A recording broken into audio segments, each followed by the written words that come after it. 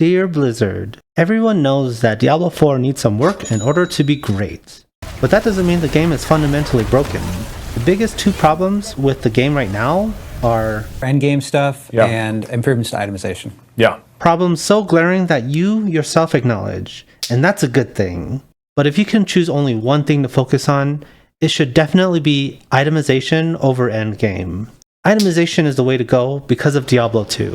D2 doesn't have an endgame, and it nails the item hunt, and that's enough to make it a legendary game. So Blizzard, you need to put legendary effort into the items for Diablo 4. Now, you're telling us that the itemization revamp is on track for Season 4? Yes, that is still on track for Season 4. We have a really massive itemization update coming specifically for that season.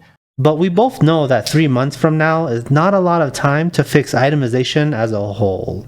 Now that's not to say that the work for Season 4 is a waste. There are a lot of issues with items currently, and the revamp should address a lot of the basic problems that Diablo 4 has, but we both know that the best that we can hope for Season 4 is that it'll get us to a place where we have a good foundation to work with. And we both know that it'll take expansion level work to get where we want to be. Don't listen to the fools telling you to add runes and rune words.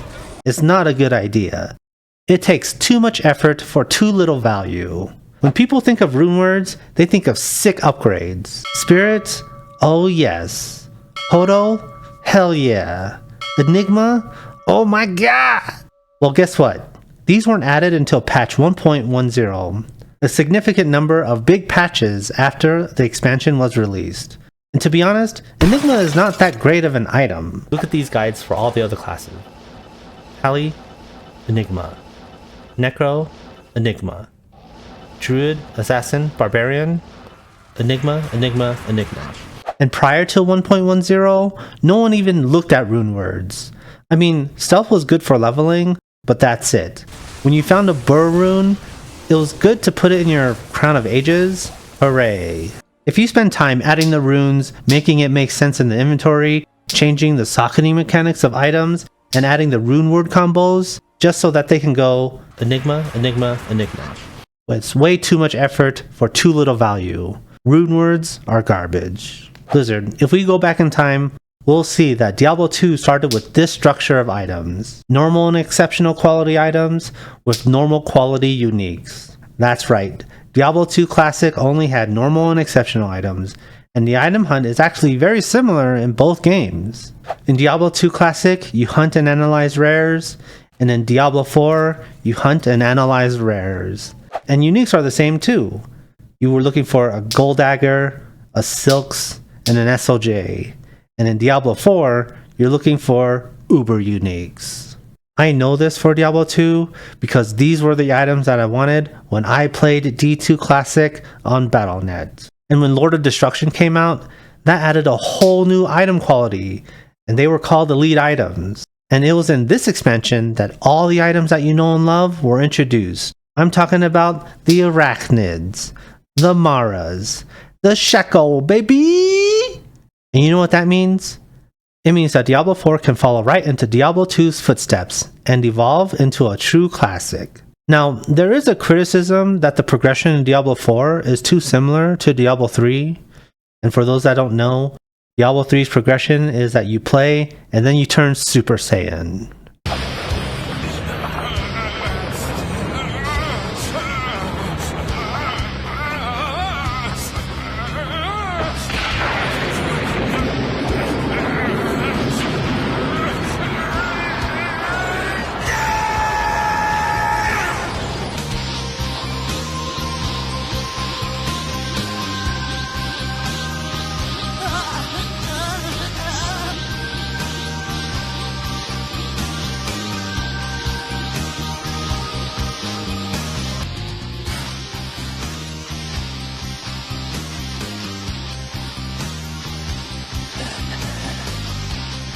Now, I honestly don't think that this is a problem. It keeps the game accessible for new players. The issue with Diablo 3's implementation is that once you turn Super Saiyan, the progress after that felt very gradual. I mean, there was a gradual journey to trillions of damage. And I know that doesn't sound like it makes sense, but that's how it feels. Diablo 4 can stay as is with a quick progression to Super Saiyan 1, but it needs a path to Super Saiyan 2, and I'm talking like a huge jump in power. Emphasis on jump, not power. The structure is already there to support this. Here's Diablo 2 structure, and then Lord of Destruction on top. This bottom section here is where you progressed for your budget gear, and this top section is where you got all of your high-end gear. And Diablo 4 is just slightly different, like this. And you can see here that we now have a clear path to similar itemization for Diablo 4. We can keep this bottom part for players to be Super Saiyan 1, and this area for items for the transformation into Super Saiyan 2. We just need to add a whole bunch of items as Uber Uniques. And I think this is all that it'll take for the Diablo 4 expansion to really pop off. Obviously, with all the other auto-include stuff like a new class and a new act, you have the full package. The only downside to this approach is that it's really aimed at the top end and doesn't really change the game for lower level players. So if you want to add something similar to charms that drop starting at level 1 and adding a charm inventory or something, that would be cool and seems like it would be pretty easy to do. Now, I've laid out a path that you've already walked.